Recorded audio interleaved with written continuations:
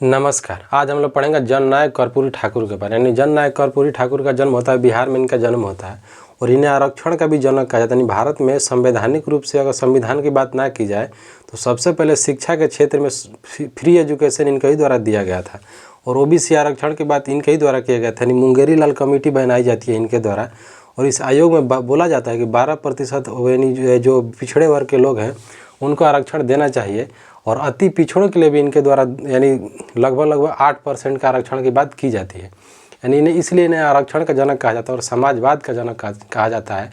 और भारत के इतिहास के सबसे कोई ईमानदार नेता है तो है कर्पूरी ठाकुर। यानी कर्पूरी ठाकुर जब मुख्यमंत्री बने और आज भी कर्पूरी ठाकुर का अपना कोई घर नहीं है।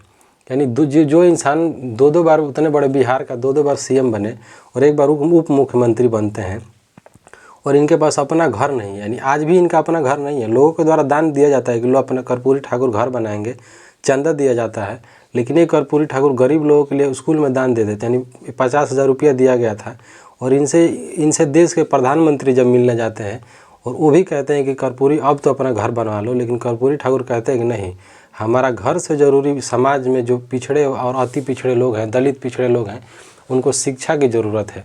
और ऐसे लोग हैं, ऐसे बहुत लोग हैं जिनके पास अपना छत नहीं है।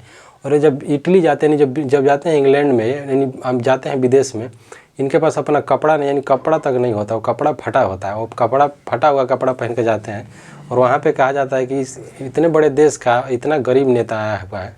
फिर इनका जन्म होता है बिहार में 24 जनवरी को 24 जनवरी को इनका जन्म होता है बिहार में 24 जनवरी 1924 में जनवरी 1924 में इनका जन्म होता है समस्तीपुर बिहार में। समस्तीपुर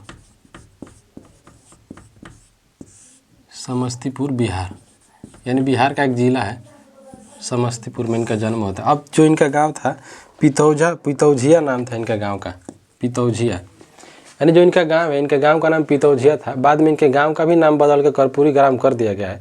चर्चा में तब आते हैं क्योंकि 2024 में भारत सरकार के द्वारा इतने बड़े नेता को, इतने बड़े जननायक कर्पूरी ठाकुर जिनको कहा जाता है, इतने बड़े नेता को 2024 में मरणोपरांत भारत रत्न देने की बात की जाती है 2024 में। यानी इनको कहा जाता है कि भारत रत्न दिया जाएगा, तब कर्पूरी ठाकुर ज़्यादा चर्चा में आते हैं। ऐसा बात नहीं कि कर्पूरी ठाकुर को कोई नहीं जानता है, क्योंकि एक कर्पूरी ठाकुर लिखते हैं कि 100 में से 90 शोषित हैं, शोषितों ने ललकारा है, धन धरती और राजपाट पे 90 भाग हमारा है। यानी जो इनकी भाषा है, इनकी भाषा में भी क्रांति दिखती है। और इतने अच्छे व्यक्तित्व के आदमी थे कि यानी जो जंगल राज जहाँ पे कहा जाता है, उस जंगल राज में गरीब यानी दलित पिछड़ों को लाइसेंस देते हैं, यानी बंदूक खरीदने का। क्योंकि कर्पूरी ठाकुर कहते हैं कि क्यों एक ही वर्ग के लोग बंदूक खरीदेंगे, वो यानी जो निम्न जाति के जो लोग होते हैं उन लोगों को 200-300 लाइसेंस देते हैं बंदूक खरीदने के लिए। कहते हैं कि वो लोग क्यों रखेंगे, आप भी बंदूक रखेंगे। और समानता की बात करते हैं। यही कर्पूरी ठाकुर के बारे में जब आरक्षण की बात करते हैं तो कहा जाता है कि ये आरक्षण कहाँ से आई, कर्पूरिया के माई भी आई, ऐसे ऐसे करके लोग गाली देते थे। और यूपी में भी एक सीएम थे, उनको बारे में भी गाली दिया जाता है। जैसे यूपी के सीएम हैं, यूपी में यानी जातिगत आधार पर सबसे ज़्यादा किसी का विरोध हुआ है तो यानी मुलायम सिंह यादव और मायावती। कहा जाता है कि मरे मुलायम कांसी राम, प्रेम से बोलो जय श्री राम, यहाँ का धार्मिक नारा लगाया जाता था जब वो लोग मर गए थे। और बहुत ज़्यादा यानी सामाजिक उत्पीड़ना किसी को हुई है तो यानी समय मुलायम सिंह यादव और मायावती का हुआ है, आज भी होता है। और लालू यादव को इसीलिए कहा जाता है कि जंगल राज है, क्योंकि वहाँ पे दलित पिछड़ों का राज्य चलता है। इनके पिताजी का नाम होता है गोकुल ठाकुर इनके पिताजी का नाम होता है गोकुल ठाकुर। यानी इनका जो ये लोग पारंपरिक काम करते हैं, क्योंकि एक ओबीसी समाज से आते हैं। और इनका जो इनका पुश्तैनी जो काम होता है, हजामत बनानी, बाल बनाने का लोग काम करते हैं। यानी जो वर्ग बांटा गया था, वर्ग के आधार पे काम भी बांटा गया था, इसमें लोग बाल बनाने का काम करते हैं। कर्पूरी ठाकुर 1940 में मैट्रिक की परीक्षा पास करते हैं 1940 में 10वीं की परीक्षा पास करते हैं। 10वीं की परीक्षा पास करते हैं। फिर इनके पिताजी जाते हैं ठाकुर के पास और ठाकुर साहब से कहते हैं कि ठाकुर साहब मेरा लड़का 10वीं पास कर लिया है, ठाकुर साहब के साथ इनका मजाक बनाया जाता है। कहता है कि तू मेरा पैर दबा, कौन सा बड़ा तीर मार लिया है, 10वीं पास कर लिया है, तो तुम लोग का पूछते नहीं कि हमें बाल बनाना, बाल बनाओ, और हजामत बनाना, वही हजाम। इनका तिरस्कार किया जाता है। फिर इनके माता जी का होता है राम दुलारी। और फिर ये जो पटना विश्वविद्यालय से यानी ग्रेजुएशन करते हैं, फिर धीरे धीरे राजनीति में आते हैं।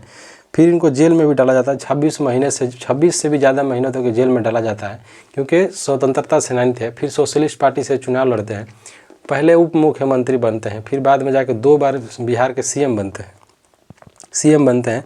और सीएम बनने के बाद यानी 11वें सीएम बनते हैं। 11वें सीएम बनाया, यानी मुख्यमंत्री इनको बनाया जाता है।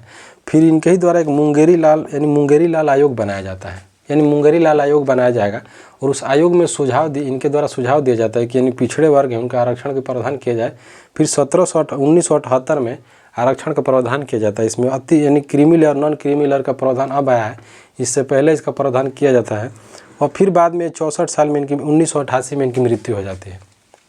1988 में इनकी 64 वर्ष की आयु में इनकी मृत्यु हो जाती है। बाकी हम लोग इनके बारे में कल पढ़ेंगे।